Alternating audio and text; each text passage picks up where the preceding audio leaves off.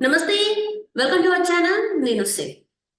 So, Amit Shah దగ్గర నుంచి చంద్రబాబు నాయుడు గారికి ఫోనొస్తే మాకొద్దు అని చెప్పేసి అన్నట్టు మనకి వినిపిస్తుంది. సో, అసలు ఏంటి? ఎందుకోసం అమిత్ షా గారు ఫోన్ చేశారు చంద్రబాబు నాయుడు గారికి అనేది మనకు వివరించడానికి మనతో పాటు ఉన్నారు. TDP official spokesperson Uppalapati Srinivas Chowdary garu. నమస్కారం సార్.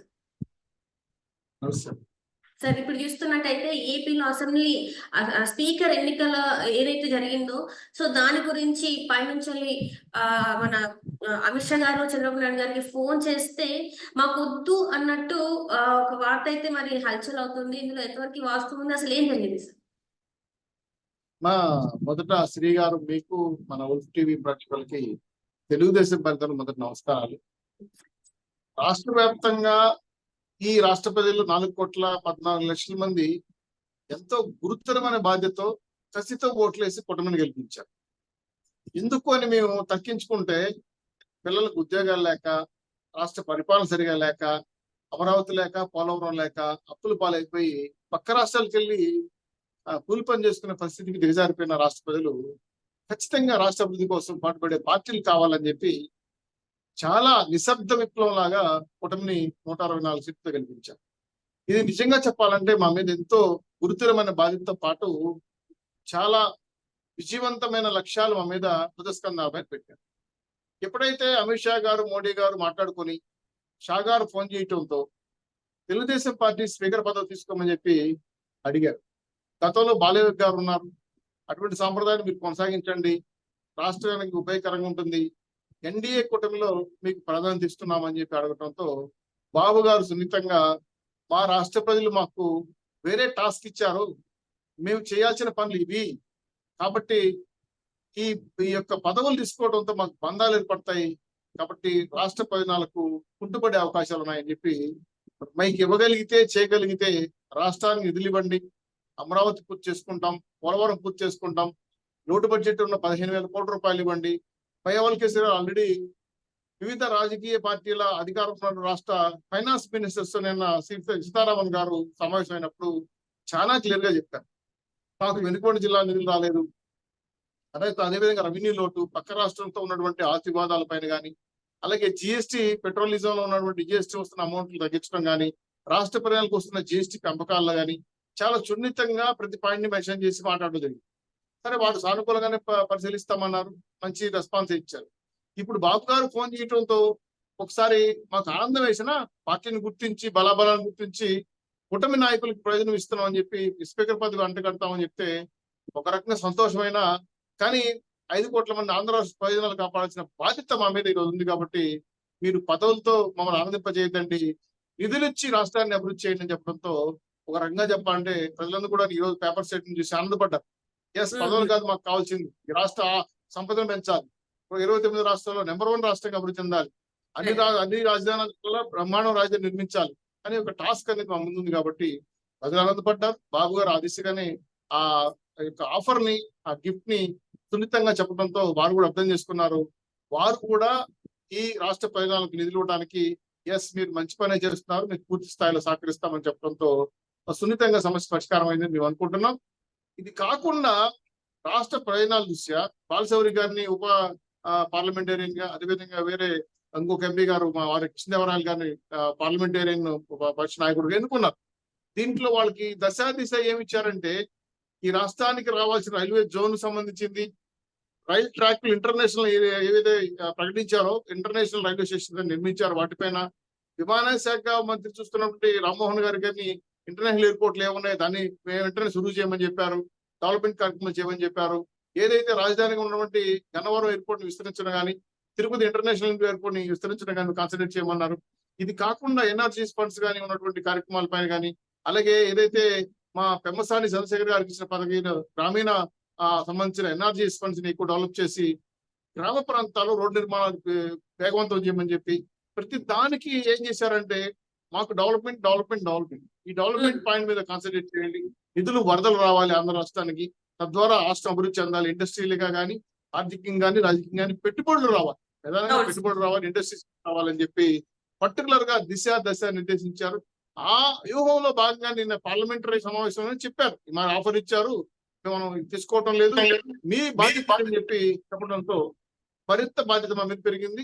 రాష్ట్ర లక్ష్యాలని నెరవేర్చాలమ్మా. దీంట్లో Telugu Desam party, BJP, Janasena compromise కాదలుచుకోలేదు.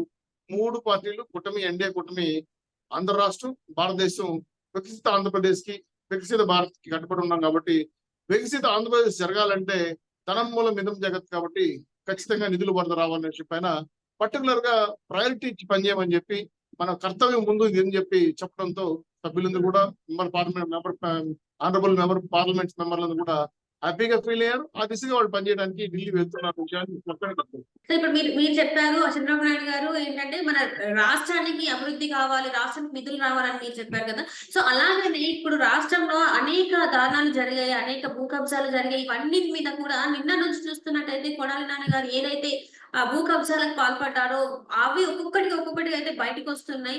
నిన్న చూసినట్టయితే 50 కోట్ల విలువ చేసే ఒక థియేటర్ ని, ఒక ప్లేస్ ని కబ్జా చేశారు. దాని ముందు వాళ్ళ యజమానులు అయితే బైఠాయించారని చెప్పేసి కూడా మన వార్తలు వచ్చాయి. మరి దాది మళ్ళీ సీజ్ చేస్తున్నట్టు కూడా మరి వార్తలు వచ్చాయి. మరి అది ఆ ఎవరైతే నిజమైన యజమానులు ఉన్నారో వాళ్ళకి ఇచ్చే అవకాశం ఉందో, దీని మీద ఇంకేమన్నా జరిగే అవకాశం ఉందంటారు? మరి ఖచ్చితంగా వైఎస్ఆర్సీపీ అరాచక పరిపాలనలో ప్రతి ఎమ్మెల్యే ఒక బందుపోటు, ప్రతి ఎమ్మెల్యే ఒక రౌడీ, ప్రతి ఎమ్మెల్యే ఒక కబ్జాదారుగా మారి, అలా కొడాలి నాని అట్టిపళ్ళు ఉన్నటువంటి బండి దగ్గర మేక తోలే విధంగా నవ్వుతుంటాయో, పాన్పారాకు నవిలి ఈయన కట్టులో ఏది పడితే కబ్జా చేసే అవకాశం మొదలు.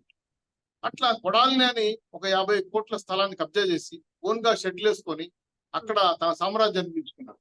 అధికారం పోవడంతో వాళ్ళు మళ్ళీ వెనక్కి జగ్గారు.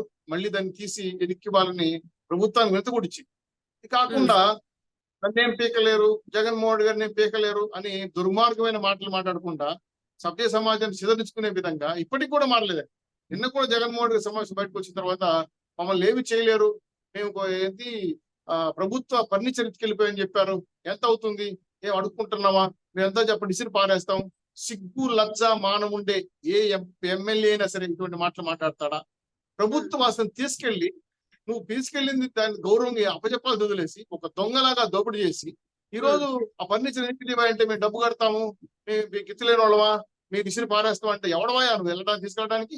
ఎవడు నువ్వు? సాధారణ వ్యక్తి, ఇప్పుడు ఎమ్మెల్యే కూడా కాదు, ప్రభుత్వ ఆస్తి, ప్రజల ఆస్తి ఫర్నిచర్. అట్లా ప్రభుత్వ ఆస్తుల్ని కబ్జా చేయడానికి ఎవడిచ్చాడు నీకు రైతు? లాగి లెంకాయ కొట్టి జైల్లో పెట్టి మట్టి ఎరకలు కొట్టాల్సిన పరిస్థితి వస్తా ఉందమ్మా. ఈ రోజు దుర్మార్గంగా ప్రవర్తిస్తాడు. సామాన్యుడు అధికారంలో ఉన్నాడంటే కబ్జా చేయడం అని మీరు మీ అబ్బగారి జాగీర రాష్ట్రం ఏమన్నా, మీ అబ్బగారి జాగీర మీ కాన్స్టిట్యూన్సీ ఏమన్నా, ఎవడబ్బ సొమ్ము కబ్జా చేస్తావా దుర్మార్గుడా? కాబట్టి కొడాలని కానీ వాళ్ళ అబ్బ జాజినాయన వచ్చినా కూడా సరే వదిలే ప్రసక్తి లేదమ్మా. ప్రజల ఆస్తులు ఎవరు కబ్జా చేసినా తెలుగుదేశం పార్టీ కూటమి, ఎన్డీఏ కూటమి మొహమాటలంగా మీ ద్వారా ఉల్ఫ్ టీవీ ద్వారా మీ ద్వారా రిక్వెస్ట్ ఏదంటే, రాష్ట్రం ఎక్కడైనా ఈ వైసీపీ నాయకులు ఈ విధంగా దౌర్జన్యం చేసి అక్రమం చేసి ఉంటే వెంటనే ప్రభుత్వం తీసుకురండి, ఖచ్చితంగా వాటి మీద చర్య తీసుకుంటాం, మీ ఆస్తులు మీకు ఇప్పిస్తాం, చట్టపరంగా న్యాయం చేస్తామని చెప్పి రిక్వెస్ట్ కూడా చేస్తున్నాం. ఎందుకంటే చాలా మంది భయభ్రాంతులకు గురై చెప్పలేకపోతున్నారు. అవునమ్మా, నాకు తెలిసి ఒక మహిళ ఎన్ఆర్ఐ అమ్మ, ఆవిడ అమెరికాలో ఉంటుంది. ఆమె చిన్న 2-3 ప్లాట్లు కలిపి ప్లాట్లు, చిన్న ప్లాట్లు, ఆ ప్లాట్లు ఆమె ఉన్నాయని చెప్పి వీళ్ళే ఆక్రమించుకున్నారు. నాని మనుషులు ఆక్రమించుకొని ఆమె ఫోన్ చేశారండి, ఈ సైట్ మేము కన్స్ట్రక్షన్ చేస్తున్నాం, మీరు ఇస్తే మాకు ఇవ్వండి, లేదు కట్టుకుంటాం. ఆవిడ నేను అమెరికాలో ఉన్నానండి, నీట రాగలను అనేది వీడియో కాన్ఫరెన్స్ చేస్తే కన్స్ట్రక్షన్ స్టార్ట్ చేశారు. ఒకటి డబ్బులు ఇవ్వండి, లేదంటే మీ ల్యాండ్ ని అక్కడి నుంచి అమ్మేస్తాం. ఆమె చివరికి 10 లక్షల రూపాయలు డబ్బులు, చిన్న ప్లాట్లు, ఆమె కొనిన 3 ప్లాట్లు ఖరీదు కూడా 10 లక్షలే అప్పట్లో. ఆ డబ్బులు వసూలు చేసుకున్నారు. అంటే మీరు ఏంటి, జనాల్ని వదలలేదు, మనుషుల్ని వదలలేదు, ఇసుకను వదలలేదు, భూమిని వదలలేదు, గాలిని వదలలేదు, మొత్తం పంచభూతాల్ని ఆక్రమించి తినేసిన మిమ్మల్ని జనం ఊరికే వదలరమ్మా. అందుకే కూటమి మంచి తీర్పిచ్చారు. మిమ్మల్ని కర్రి కాల్చి వాత పెట్టి మీరు తినిన ప్రతి అంశాన్ని కక్కిస్తామని చెప్పి మీతో చెప్తున్నాం. అరే కొడాలి నాని నువ్వే కాదు, ఏ నానీలు వచ్చినా, ఏ బోనీలు వచ్చినా వదిలే ప్రసక్తే లేదు. ప్రజల ఆస్తులు కాపాడే బాధ్యత మాది. ఇలాంటి తొక్కు తోలు ఉండే ముఖ్యమంత్రులు ఎవరు మేము క్షమించే ప్రసక్తే లేదు. కాబట్టి ప్రభుత్వ పరంగా అన్ని చర్యలు తీసుకుంటాం. మీ ద్వారా రిక్వెస్ట్ చేస్తున్నాను, ప్రజలు ఎవరైనా ఈ విధంగా బాధపడుతుంటే వెంటనే కన్సల్ట్ ఎస్పీ కానీ కన్సల్ట్ జిల్లా మా పార్టీ నాయకులు కానీ తెలియజేయండి. ఖచ్చితంగా న్యాయం తీరుతుంది. ఈ రోజు రాష్ట్రంలో కబ్జా చేసి వైసీపీ కార్యాలయాలు కడుతున్నా కూడా లేదు, కోర్టు ఆధారాలతో పాల్గొట్టి పారేస్తున్నాం, మొహమాటం లేదు. ఇప్పటికే రాష్ట్రం నుండి ఆస్తులను తాకట్టు పెట్టి తినేశారు, ఇంకా మిమ్మల్ని ఉపయోగించే ప్రసక్తి లేదు. తస్మాత్ జాగ్రత్త చెప్తున్నాను. Right sir, right. Thank you so much sir, మీరు మాతో పాటు జూమ్ కాల్ వస్తుంది. ధన్యవాదాలు సార్.